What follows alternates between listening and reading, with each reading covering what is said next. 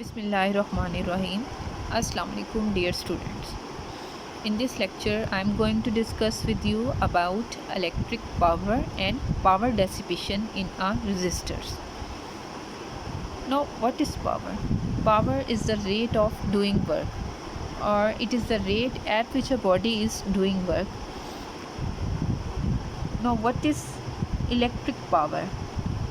As the word electric is related to current or the flow of charges, so you can define electrical power as rate at which the work is done to maintain the steady current in a circuit. हम इसको ऐसे समझ सकते हैं कि एक conducting wire है, उसको हमने एक बैटरी के साथ कनेक्ट किया है। बैटरी के साथ कनेक्ट करने से उस वायर के अक्रॉस एक पोटेंशियल डिफरेंस मेंटेन हो जाएगा। पोटेंशियल डिफरेंस के मेंटेन करने से चार्जेस हैं वो यूनिफॉर्मली मूव करेंगे और बैटरी कॉन्टीन्यूसली उन चार्जेस को एनर्जी सप्लाई करेगी to maintain that uniform flow of charges that call the steady current. ठीक है, जो बैटरी कॉन्टीन्यूसली वर्क करेगी to maintain steady flow of charges, उसको हम बैटरी की इलेक्ट्रिक पावर कहते हैं। ऑब्वियसली वो बैटरी कॉन्टीन्यूसली चार्जेस को एनर्जी सप्लाई करेगी, तो इलेक्ट्रिक पावर को हम लिख सकते हैं electric power is equal to energy supplied over the time taker and the rate at which the work is done to maintain the steady current in a circuit. इसको समझने के लिए let's consider a circuit that has the resistor and that is connected with a battery.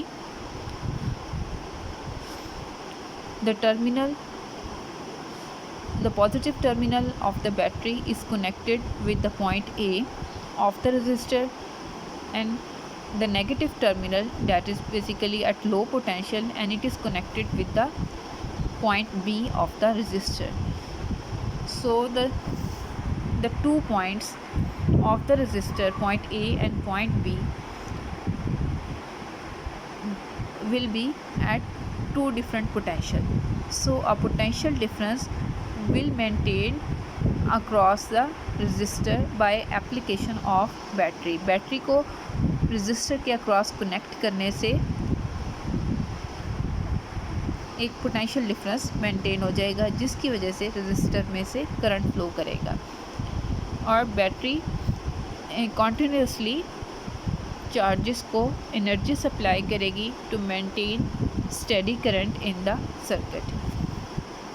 और उसको हम लिख सकते हैं स्टेडी, जो वो वर्क करेगी चार्जेस के फ्लो को यूनिफॉर्म रखने के लिए या उसके स्टेडी फ्लो के लिए, उसको हम लिख सकते हैं delta W is equal to V into delta Q. V is basically the potential difference that is applied across the resistor and delta Q is the magnitude of charge, and electric energy is equal to energy supplied over the time taken.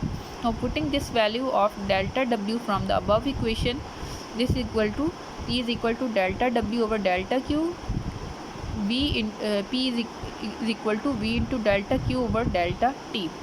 Delta Q over delta T is basically the rate of flow of charges, that is basically the current according to the definition of electric current. Now P will be equal to VI, that is electric power is equal to the product of potential difference and electric current. Electric power has a unit of watt, that is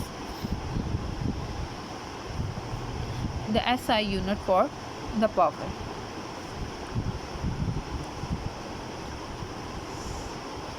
अब जब हम register को battery के साथ connect करते हैं तो battery continuously charges को एनर्जी सप्लाई करेगी, लेकिन वो चार्जेस जब से ये रजिस्टर में से पास होंगे, जैसे रजिस्टर को हम डिफ़ाइन करते हैं, it is basically opposition to the movement of free electron, तो वो क्या करेगी, चार्जेस के फ्लो को स्टॉप करेगी।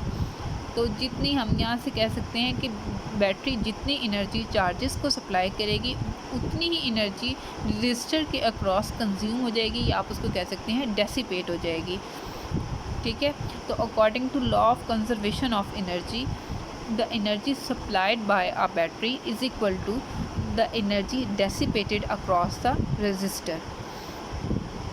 हम इसको मैथमेटिकली कैलकुलेट कर सकते हैं। P is equal to VI, that is the electric power of the battery. Now by Ohm's law V is equal to IR।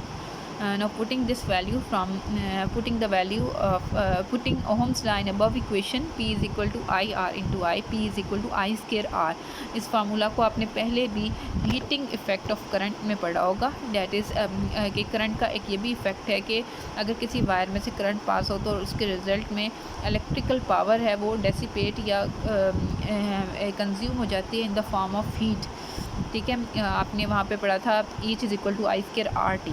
ठीक है, H is basically the heat energy, और जैसे पावर को P is equal to WT लिख सकते हैं। इस तरह हम P का जो नाउ द P जो है is basically the power dissipated across the resistor, that is equal to I square R।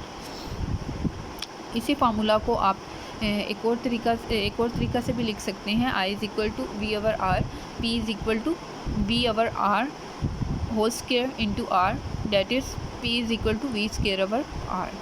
These all are formula for the power dissipation and electric power. This all from this lecture. Thank you.